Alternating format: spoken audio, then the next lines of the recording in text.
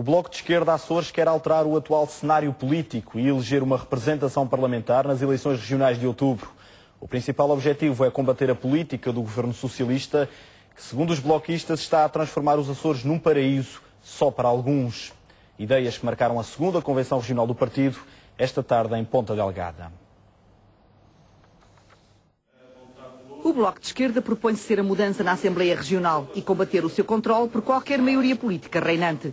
Propõe-se defender a autonomia, que, segundo Zoraida Soares, não tem que ser sinónimo de isolamento e muito menos de branqueamento das responsabilidades da República para com o povo que vive e trabalha na região. E afirma-se intransigente no combate à política do governo socialista.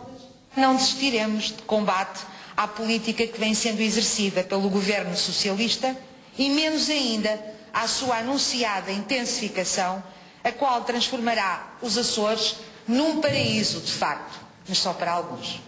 E os exemplos não se fizeram esperar, desde o aumento do desemprego em 5,6%, sem contar com a maior taxa do país de mulheres que não exercem trabalho remunerado, à precariedade e à média de salários. A média dos salários do setor privado coloca hoje nos Açores quem tem trabalho no limiar da pobreza, segundo os parâmetros internacionais.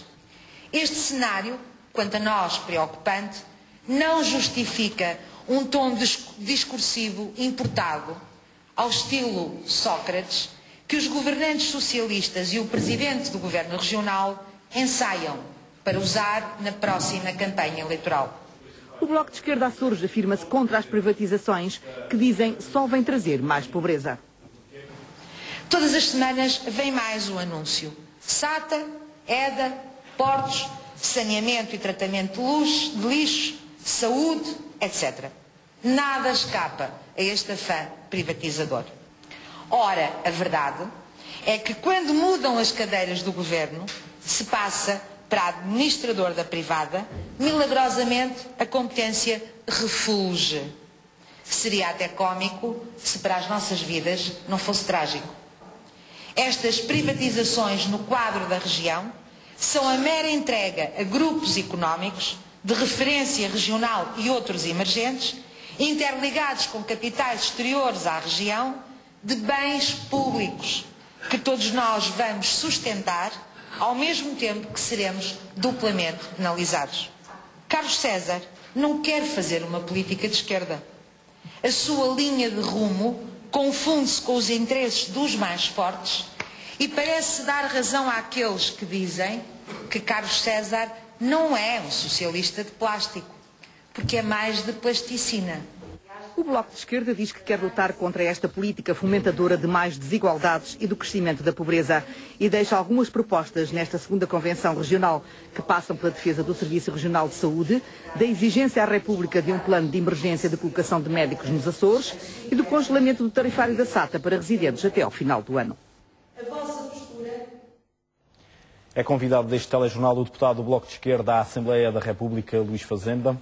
Muito boa noite, Dr. Luís Fazenda. Começando por um balanço desta convenção regional, de facto os governos socialistas, quer de Carlos César, quer de José Sócrates, aparecem como os principais alvos do discurso do Bloco de Esquerda. É porque bem vê, o governo de José Sócrates, e em larga medida acompanhado pelo governo da região autónoma dos Açores de Carlos César, tem empreendido políticas liberais, políticas privatizadoras, o que é passar para interesses privados de alguns grupos económicos, sem vantagem económica aparente, apenas com interesse financeiro para os promotores dessas privatizações, aquilo que é o bem geral. E, veja bem, o caso da Galp, que foi privatizada por um governo socialista, teve cerca de 1.000 milhões de euros de lucro o ano passado, e neste momento isso daria uma capacidade de manobra ao governo de José Sócrates na emergência desta crise do alto do preço dos combustíveis. Mas não, há que manter aquilo que é a remuneração dos acionistas da Galp em total contradição com a economia real, com a capacidade financeira das famílias, com a insolvência das famílias e das pequenas... Os socialistas, quer de Carlos César, quer de José Sócrates, aparecem como os principais alvos do discurso do Bloco de Esquerda.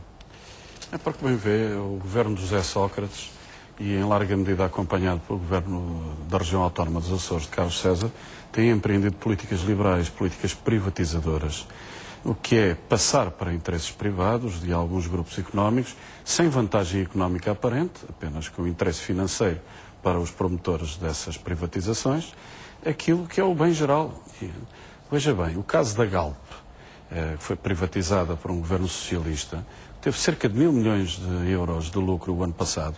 E neste momento isso daria uma capacidade de manobra ao governo de José Sócrates na emergência desta crise do alto do preço dos combustíveis.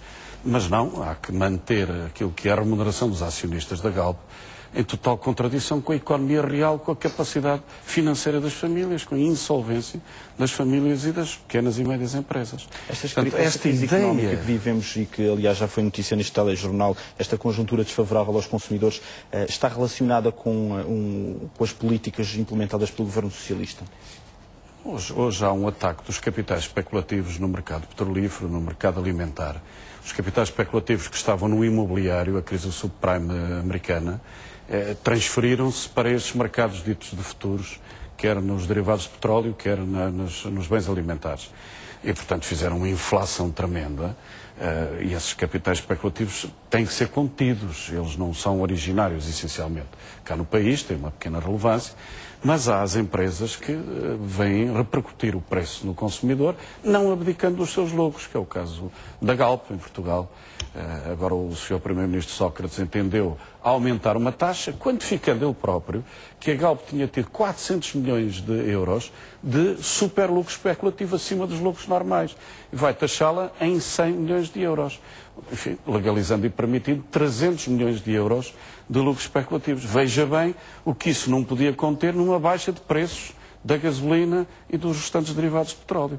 Portanto, aqui há uma ineficácia total, porque há uma reverência total, há uma submissão total do Primeiro-Ministro José Sócrates em relação às gasolineiras, independentemente da dificuldade que os portugueses possam estar a sentir da insolvência das famílias. O mesmo se verifica em relação às taxas de juros, porque o Primeiro-Ministro não se pode queixar de que as taxas de juros são impostas internacionalmente, são impostas pelo Banco Central Europeu.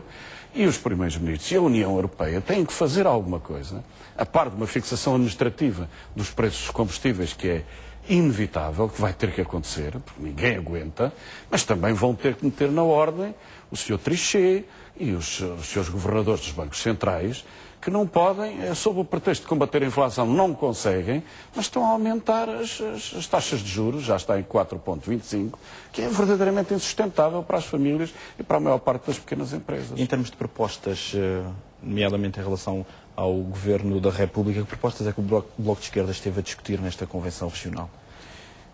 Nós debruçámos essencialmente sobre o programa eleitoral que o Bloco de Esquerda Açores apresentará ao sufrágio aqui nas eleições do próximo outubro, com um conjunto de medidas muito concretas na área dos direitos sociais, direitos de minorias, um dos grandes objetivos é conseguir um deputado para a Assembleia Regional. Essa é uma esperança. Fazer a diferença. Não, é uma materialização, uma concretização que nós esperamos de um alargamento da influência política do Bloco de Esquerda nos Açores, que é bastante visível. Poderá fazer a diferença. Nós entendemos que a relação de forças não se vai alterar muito nas próximas eleições, mas, no entanto, a eleição de uma representação do Bloco de Esquerda vai introduzir novas temáticas, novo vigor e um outro contraste e confrontação política. Do ponto de vista do eleitorado, sente que há esse apoio ao Bloco de Esquerda aqui nos Açores, perante o contato que teve com os eleitores aqui açorianos? Acha que perante esse crescimento da adesão ao Bloco de Esquerda Açores há vários anos e tenho verificado a pouco e pouco sempre um apoio crescente e noto hoje que há um alargamento, uma diversificação social dos apoios e até uma qualificação dos apoios que nos chegam e que se preparam para ser candidatos e candidatas do Bloco de Esquerda às eleições para a Assembleia Legislativa da Região Autónoma. Em termos regionais, um dos assuntos que tem marcado a atualidade na última semana prende-se com a decisão de Cavaco Silva em relação ao novo Estatuto Político Administrativo da Região Autónoma dos Açores. Concretamente, em relação a esta questão, qual é a posição do Bloco de Esquerda nos Açores? Nós temos uma posição de uma clareza meridiana. Esperaremos pela decisão do Tribunal Constitucional, há que observar com atenção o seu conteúdo, mas independentemente da decisão do Tribunal Constitucional, nós exortamos todos os partidos que votaram por unanimidade o Estatuto Político-Administrativo, pensamos que é um salto em frente da autonomia, reforço de competências legislativas, de competências administrativas, que nós abraçamos. Fazemos desde já uma exortação aos outros partidos que mantenham a sua posição. Continuamos a convergência que foi possível para materializar aquilo que foi um ganho de causa para a autonomia da revisão constitucional de 2004. portanto, não abdicaremos, nem deixaremos por qualquer tipo de reverência menos própria no momento a coisa adiada. Não pensamos que assim deva ser. Pelo contrário, o Bloco de Esquerda bater-se-á, feita uma observação criteriosa daquilo que seja a posição do Tribunal Constitucional, para que o decreto seja confirmado e que vá em frente. Dr. Luís Fazenda, agradeço-lhe a disponibilidade para vir aqui ao Telejornal para falar das conclusões desta Convenção Regional do Bloco de Esquerda. Muito obrigado.